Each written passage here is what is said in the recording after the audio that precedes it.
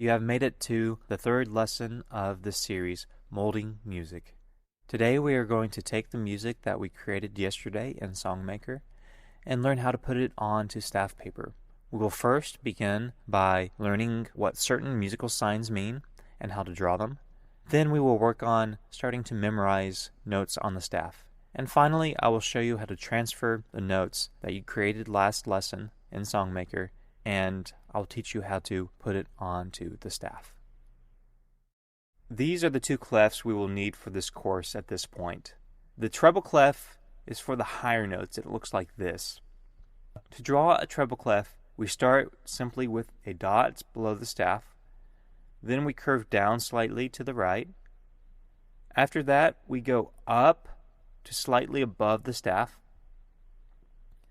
And we curve back down to cross our previous mark at the second to the top line of the staff.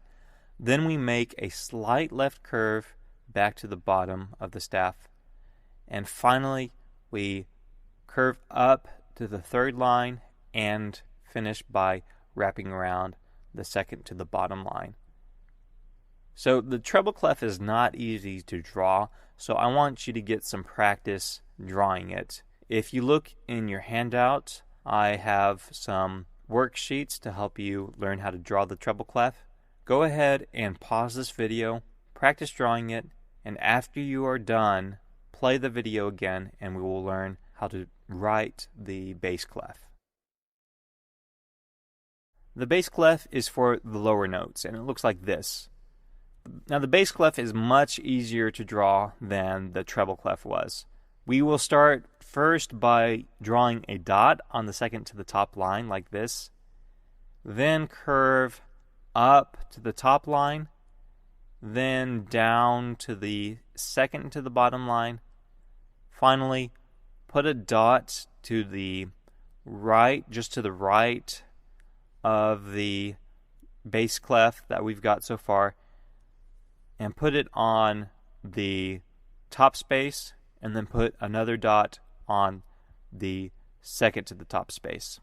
Using your handout as a guide, go ahead and practice drawing the bass clef as well. It's not as difficult, but you will still need to practice it. So pause this video, and after you are done, play the video again. Here are the note names on the staff. Please notice that the lines and spaces on the treble clef have different names compared to the bass clef.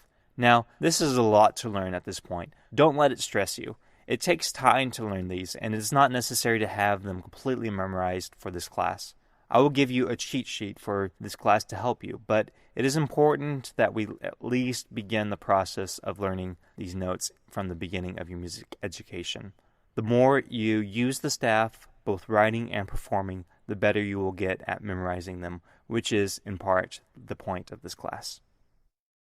There are several ways to make it easier to learn the notes on the staff. For example, it might be helpful to know that we only use the first 7 letters of the alphabet. Then it just simply repeats after that like this. It might also be helpful to know the history of our staff and our clefs. The staff as we know it now didn't develop until the Renaissance period, and to a certain extent didn't become standardized until the Baroque period. So back in the medieval times, the prominent system they had is that they would simply draw a single line on a piece of paper, and they wrote a letter next to that line indicating the pitch.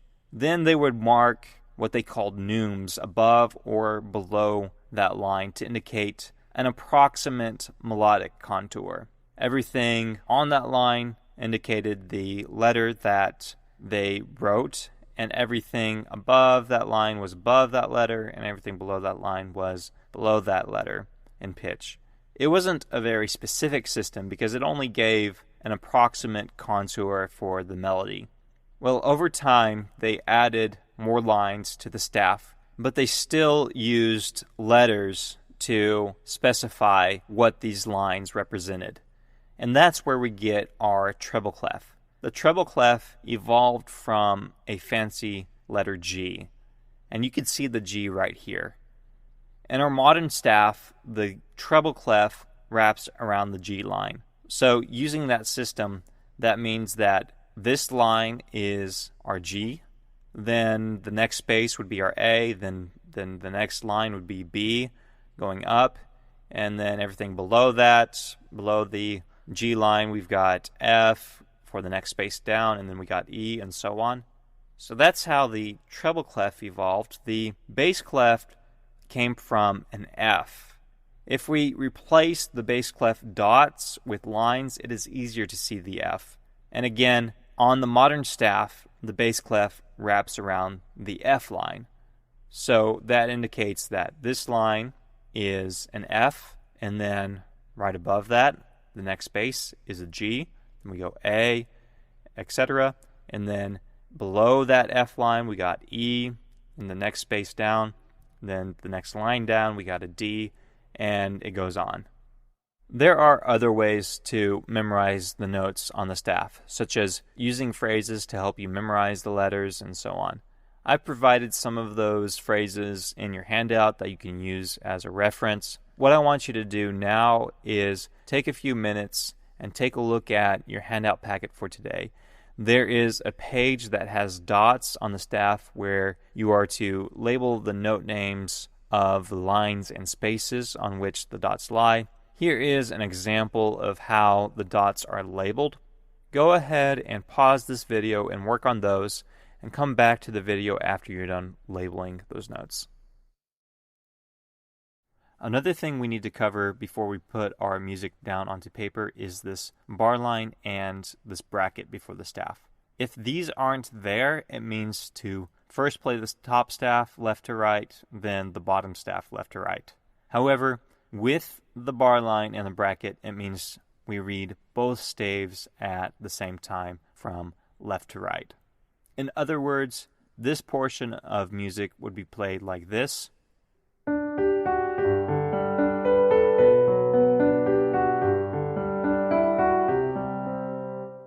Rather than this.